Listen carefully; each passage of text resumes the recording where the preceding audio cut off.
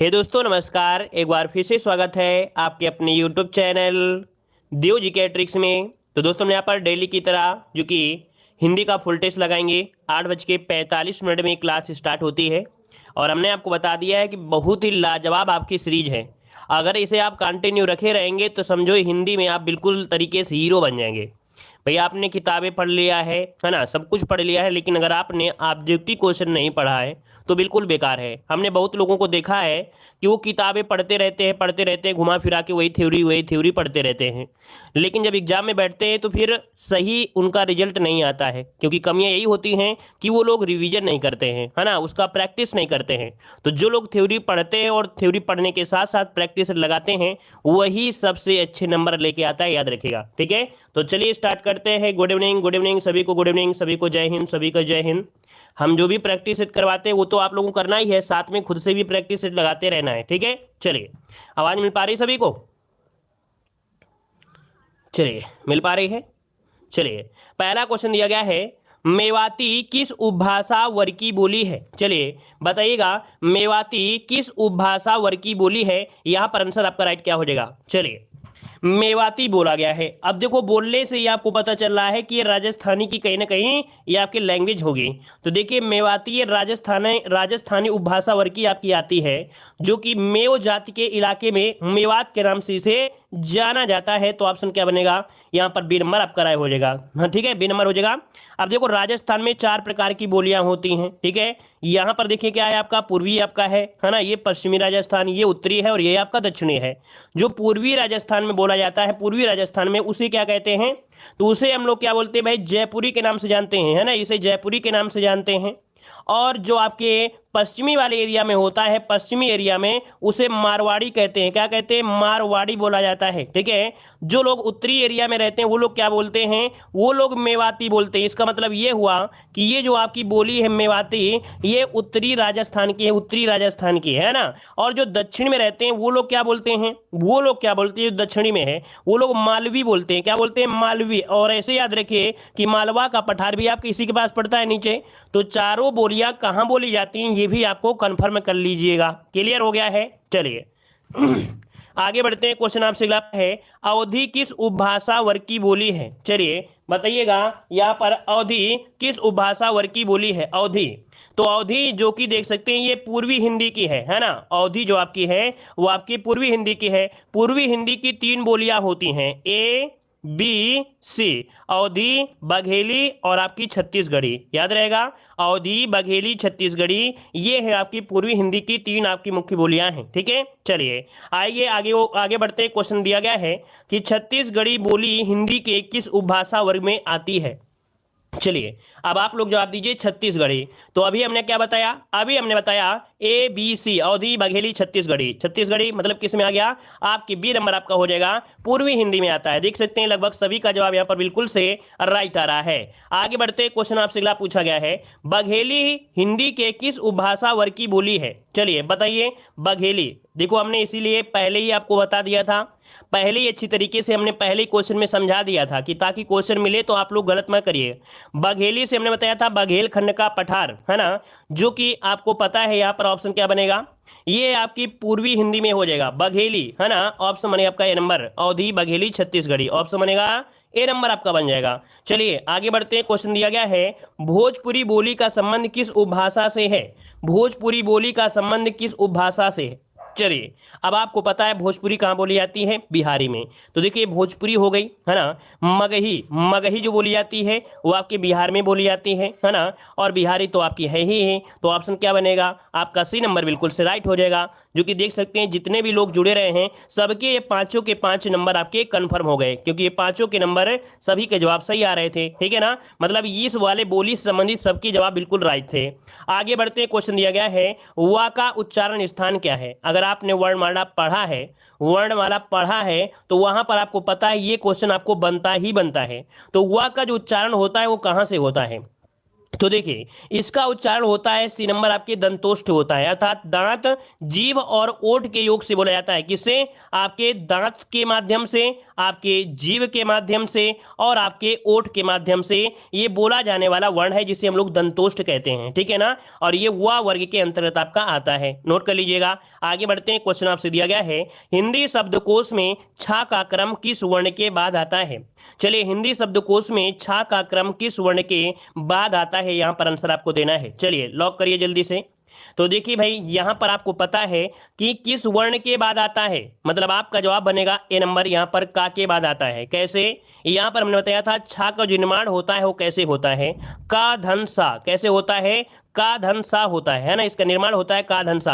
इसी कारण छा का जो क्रम होता है किस वर्ण के बाद, तो आपका यहाँ पर ए नंबर हो जाएगा, का के बाद होता है। अब आपके दिमाग में होगा का छा त्रा ज्ञा, भाई छा के बाद भी होता है, तो ऐसा नहीं है, इसके अनुसार देखा जाता है क्योंकि ये संयुक्त व्यंजन है। संयुक्त व्यंजन की संख्या होती है 4 होती है ना, तो इसका ऑप्शन बनेगा ए नंबर। उम्मीद है ये पॉइंट आपको समझ में आ गया होगा। आगे बढ़ते क्वेश्चन आपसे अगला है इनमें से कौन संयुक्त व्यंजन नहीं है। जो लोग बाद में जुड़ रहे हैं और लेट आते हैं भाई, है ना, तो भाई लेट आते हैं तो भाई वीडियो को लाइक शेयर करके ही आप लोग आया करें, है ना, और लेट आते हैं तो डंडे भी मिलेंगे, ठीक है ना। मतलब ये हुआ कि आप लेट आते हैं अच्छी बात है, लेकिन जितने भी क्वेश्चन आपके छूट जाते हैं उनको एक बार जब क्लास खत्म हो जाए उस बचे हुए क्वेश्चनों को एक बार फिर से पढ़ लिया करें, क्योंकि एक क्वेश्चन हो सकता है जो क्वेश्चन छूट गया है वही क्वेश्चन आपके एग्जाम में मिल जाए, ठीक है ना। तो जितने भी क्वेश्चन आपके छूट जाते हैं, आप लेट आते हैं अच्छी बात है, ठीक है ना, लेकिन उन क्वेश्चन को पढ़ लिया करें।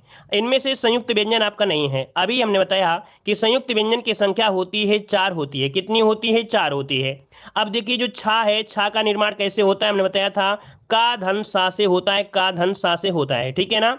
और यहां पर इसमें से आपका लगेगा का धन सा से, और त्रा का निर्माण होता है ता धन रा से होता है, ता धन रा से, और ज्ञा का जो होता है वो आपका जा धन इया से, है ना, जा धन इया से होता है। उसी प्रकार एक आता है आपका सा आता है, ठीक है, ये वाला सा होता है, कैसा? ये वाला सा आपका होता है, जिसका निर्माण होता है साधन रा से होता है। इस कारण से जो ऑप्शन है वो आपका डी नंबर है, राइट हो जाएगा। आगे बढ़ते हैं, क्वेश्चन आपसे अगला पूछा गया है निम्नलिखित में से कौन व्यंजन पार्श्विक है। देखिए आपकी ये जीभ हो गई, लंबी सी जीभ आपकी हो गई।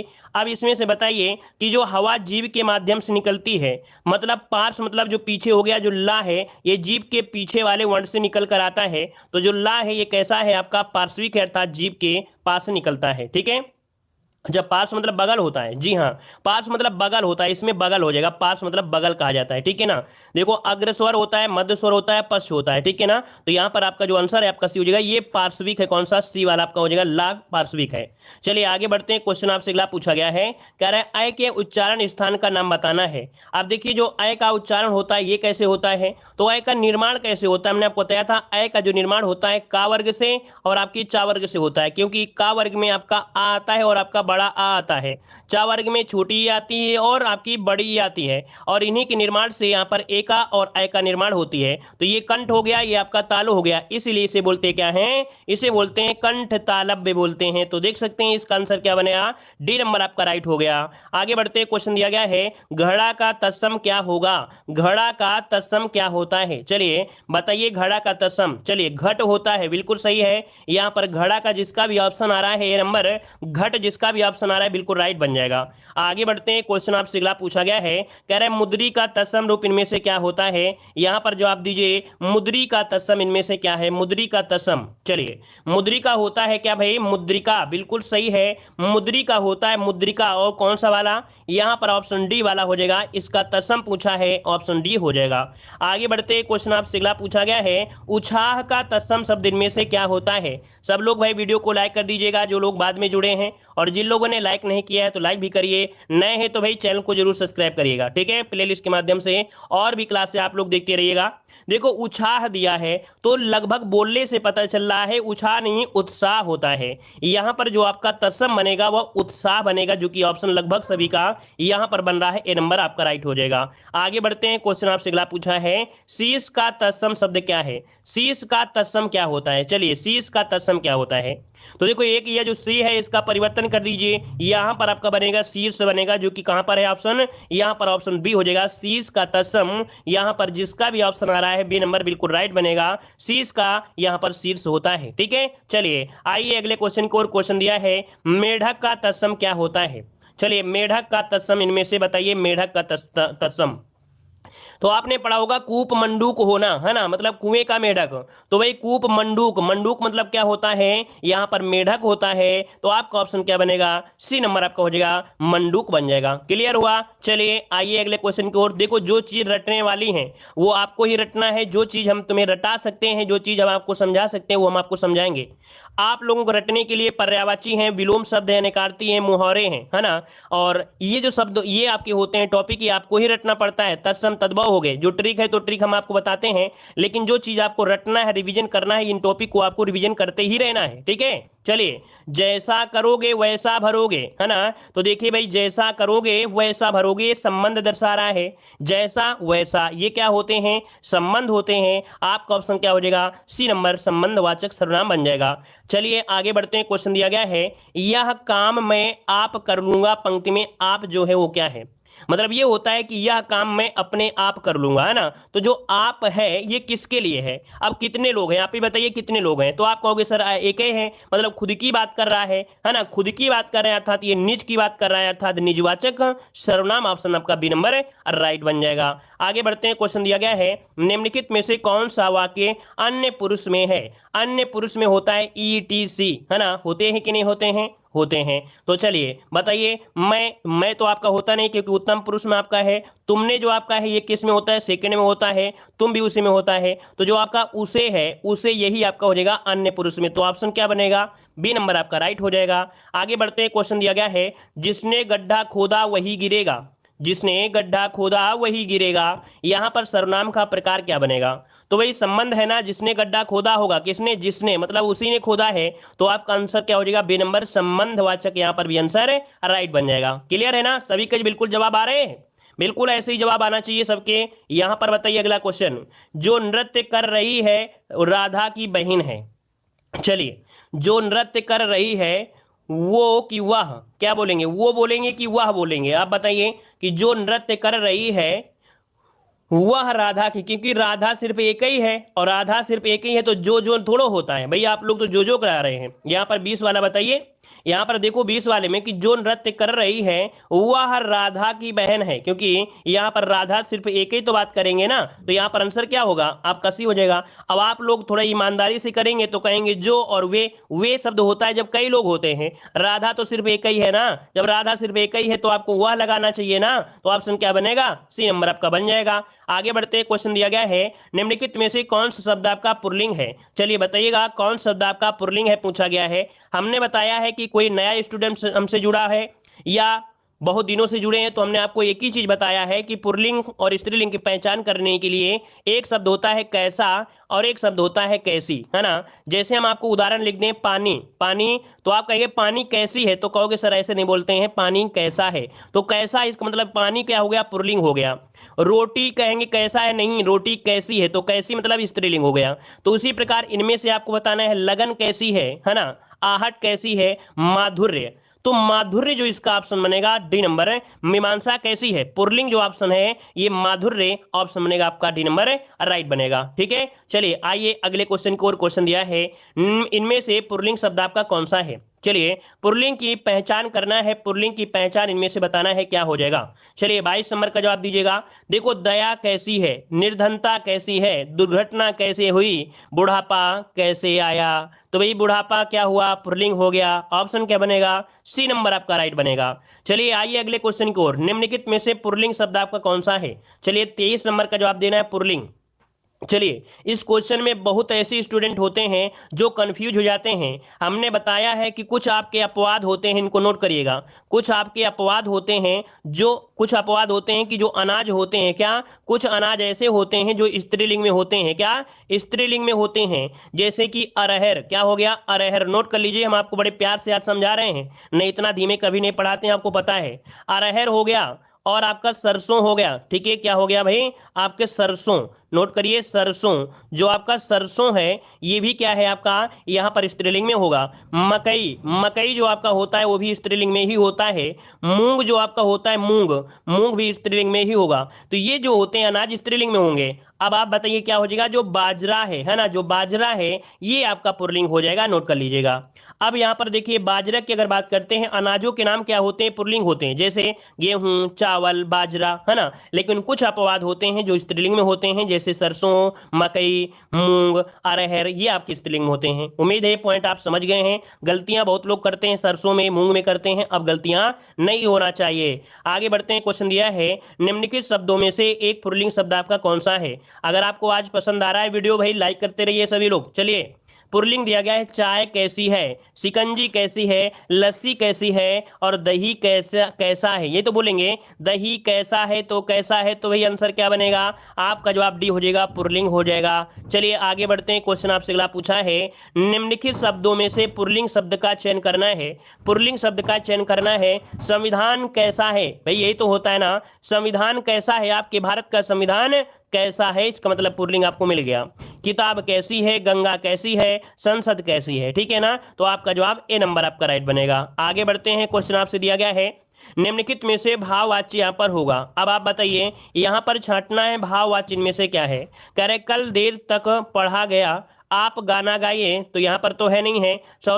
सलोनी से हंसा नहीं जाता है, तो हंसना क्या है, हंसना एक अकर्मक क्रिया है। याद रखिए हंसना एक अकर्मक क्रिया है। अकर्मक क्रिया हमने आपको बताया था कि जो भाववाचक क्रिया होती है, भाववाचक होता है, उसमें जो क्रिया होती है वो सदैव अकर्मक में ही होती है।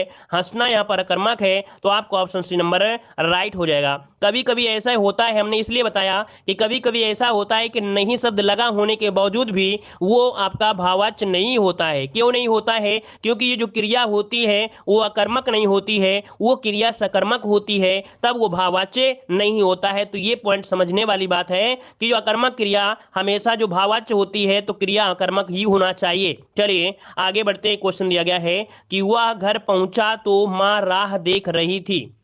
चलिए, वह घर पहुंचा तो मां राह देख रही थी, यहां पर बताइए इसका आंसर क्या हो जाएगा।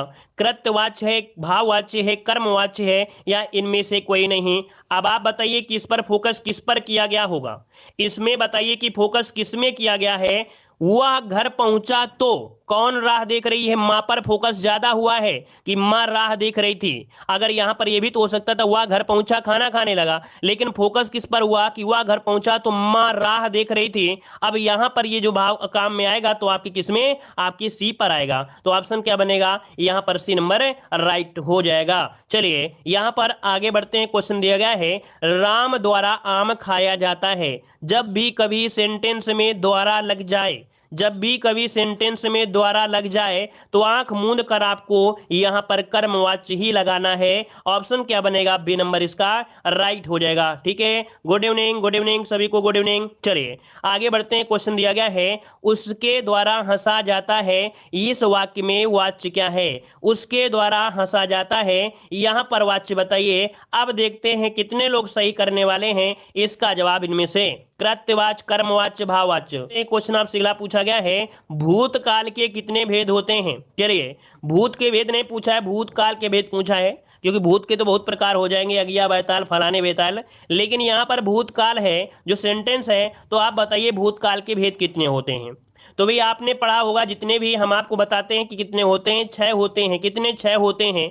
तो एक तो सामान्य भूत होता है, क्या, एक तो सामान्य भूत होता है जिससे आपको डर नहीं लगता है, ठीक है ना। और एक जो तुरंत तुरंत भूत बनता है, तुरंत भूत बनता है अर्थात आसन्न हो जाता है, आसन्न भूतकाल। जो अभी मरा और भूत बन गया उसे आसन्न कहते हैं। मतलब ये हुआ कि जो क्रिया अभी अभी हो रही होती है, क्रिया खत्म हुई होती है, उसे आसन्न कहते हैं, है ना।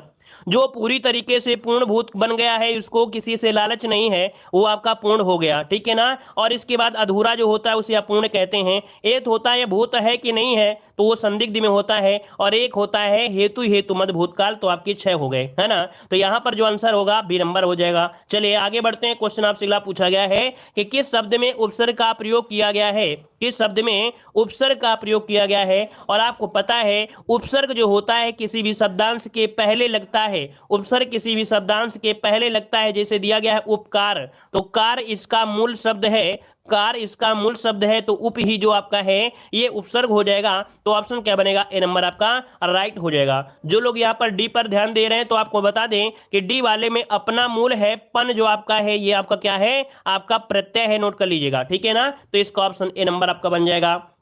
चलिए आगे बढ़ते हैं। क्वेश्चन दिया गया है निम्नलिखित में से उपसर्ग रहित शब्द आपको बताना है जिसमें से उपसर्ग ना हो, जिसमें देखो रहित लगा है ना, तो जिसमें उपसर्ग ना हो उसे आपको बताना है, क्या हो जाएगा, अभिलाषा, अनुवर्तन, वंदनी, अनर्गल। चलिए यहां पर देखिए क्या हो जाएगा, तो देखिए भाई अभी आपको दिया है, अनु भी दिया गया है, अन दिया गया है, मतलब वंदनी में आपका ई जो दिया गया है वो प्रत्यय है, वंदनी में ई प्रत्यय, इसका मतलब ऑप्शन सी है, ये उपसर्ग नहीं है इसमें। आगे बढ़ते हैं। क्वेश्चन आपसे दिया गया है व्यवस्था के पूर्व कौन सा उपसर्ग लगाएं कि उसका अर्थ विपरीत हो जाए। व्यवस्था का विपरीत क्या होता है, अव्यवस्था होता है, मतलब ये है कि आप लोग आ उपसर्ग लगा देंगे तो इसका विपरीत हो जाएगा क्या, अव्यवस्था हो जाएगा। और अव्यवस्था में आपका छोटा आ होता है, बड़ा आ नहीं होता है, इस कारण से ऑप्शन ए वाला राइट बन जाएगा। आगे बढ़ते हैं। क्वेश्चन आपसे अगला पूछा है इस प्रश्न शब्द को विलोम बनाने के लिए किस उपसर्ग को प्रयोग करेंगे। अब यहाँ पर देखो इस प्रश्न मतलब जिसे देखा जा सकता है ना, या तो देखो यहाँ पर आ इस प्रश्न हो जाएगा, इस प्रश्न है ना, तो देखो आ इस प्रश्न जो कि ऑप्शन क्या बनेगा, यहाँ पर सी नंबर इसका राइट हो जाएगा।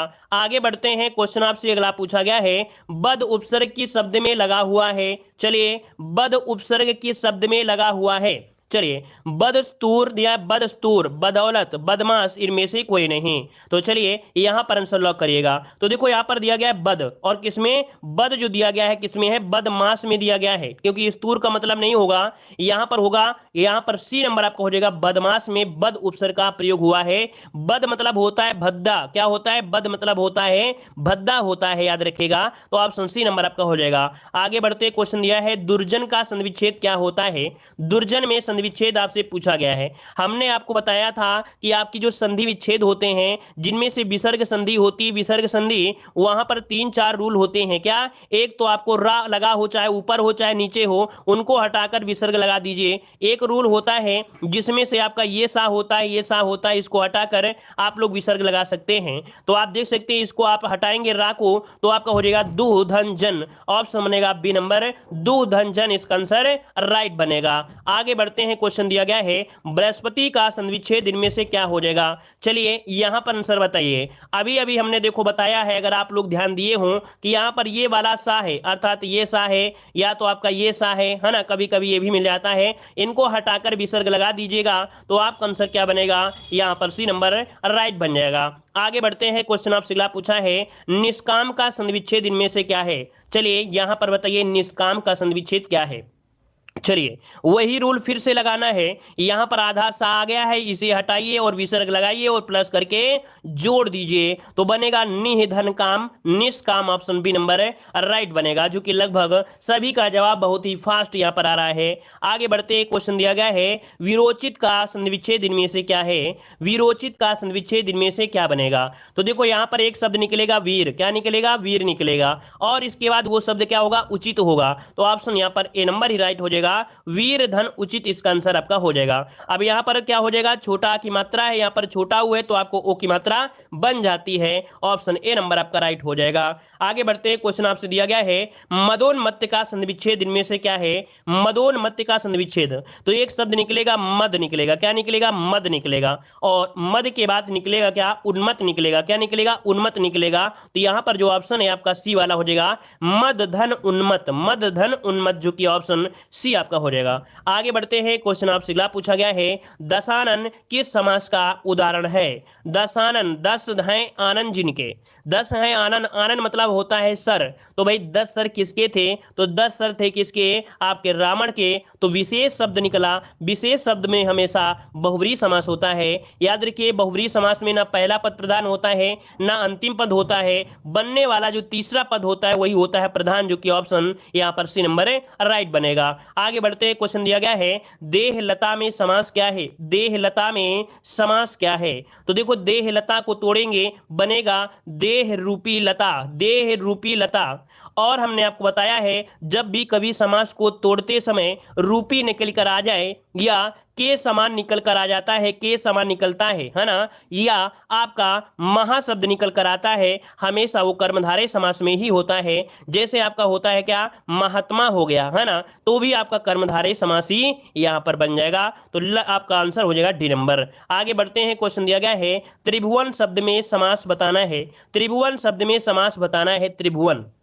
चलिए यहां पर तीन भवन, तीन भुवन, तो भाई भुवन यहां पर देख सकते हैं संख्या को दर्शा रहा है, क्योंकि यहां पर त्रिनेत्र तो नहीं कह रहा है, शंकर भगवान की त्रिभुवन की बात कह रहा है, तो यहां पर ये द्विगु समास है अर्थात संख्यावाची बनेगा। ऑप्शन बनेगा सी नंबर। आगे बढ़ते हैं, क्वेश्चन दिया गया है त्रिलोचन में समास क्या है। देखो अभी हमने बताया त्रिलोचन, तीन है लोचन, लोचन मतलब होता है आंखें, और तीन आंखें तो सिर्फ और सिर्फ किसके होती हैं, ये होती हैं शिव भगवान की ही होती हैं, है ना। या तो भैया एक कार्टून आता है टीवी में, मेढक होती, उसकी भी तीन आंखें थी, है ना, तो भैया वहां पर नहीं जाना है, आपको जाना है भगवान शिव शंकर पर, तो आपका विशेष अर्थ बनेगा बहुव्रीहि समास बनेगा। आगे बढ़ते हैं, क्वेश्चन आपसे अगला पूछा है निम्नलिखित में से द्वंद्व समास का उदाहरण बताना है। द्वंद्व समास इनमें से क्या हो जाएगा। द्वंद्व मतलब यहां पर होता है क्या है, ये भी आपका अपना समान है, ये भी है, अर्थात यहां पर कह सकते हैं द्वंद्व समास के दोनों ही पद क्या होते हैं, प्रधान होते हैं। जैसे कि आप देख सकते हैं पीतांबर तो हो नहीं सकता है, ठीक है ना। अब यहां पर देखा जाए चांद और सूरज, क्या दिया है, चांद और सूरज दिया गया है। चलिए और कोई ऑप्शन दिया है, अध्यापक और अध्यापिका दिया है, रुपया पैसा, अच्छा माफ करिए यहां पर नहीं शब्द हमने ध्यान नहीं दिया था, नहीं शब्द आपको दिया है भाई। तो देखिए चांद और सूरज इसमें भी है, अध्यापक अध्यापिका में भी है, रुपया और पैसा में भी है, लेकिन यहां पर पीतांबर में नहीं है, तो यहां पर नहीं शब्द आपको दिया गया था, तो इसका आंसर क्या बनेगा, ए नंबर इसका राइट बनेगा। क्लियर हो गया है, ए नंबर आपका हो जाएगा, पीतांबर में द्वंद्व समास नहीं है।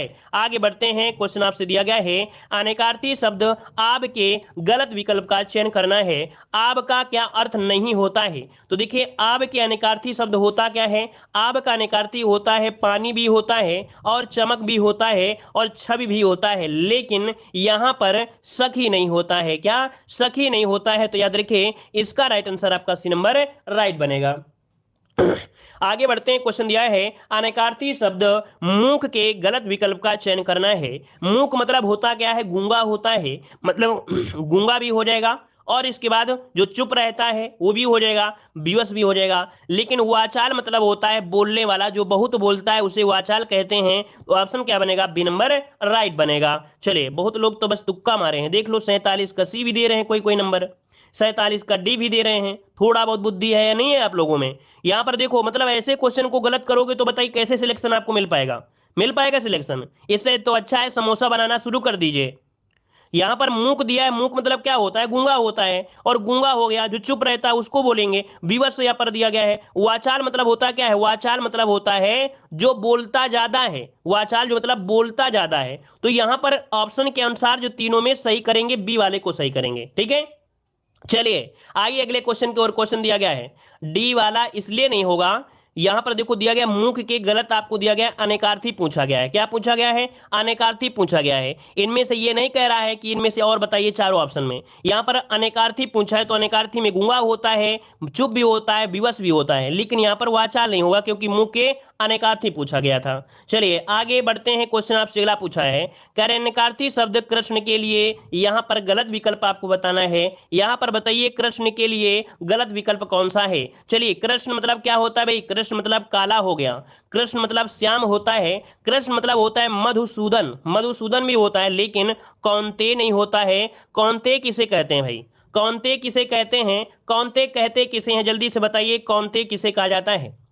चलिए बताइए भाई कितने लोगों को पता है कौन्तेय किसे कहते हैं। महाभारत पढ़ा है आपने, महाभारत आपने पढ़ा भी मतलब देखा भी होगा, है ना। नहीं पढ़े तो आपने देखा होगा। तो अर्जुन होता है ना कौन्तेय पुत्र, ठीक है। तो यहां पर ऑप्शन बी नंबर इसका राइट हो जाएगा। चलिए बहुत अच्छे, आगे बताइए। क्वेश्चन दिया है अनेकार्थी शब्द आम के लिए निम्नलिखित में से गलत विकल्प का चयन करना है।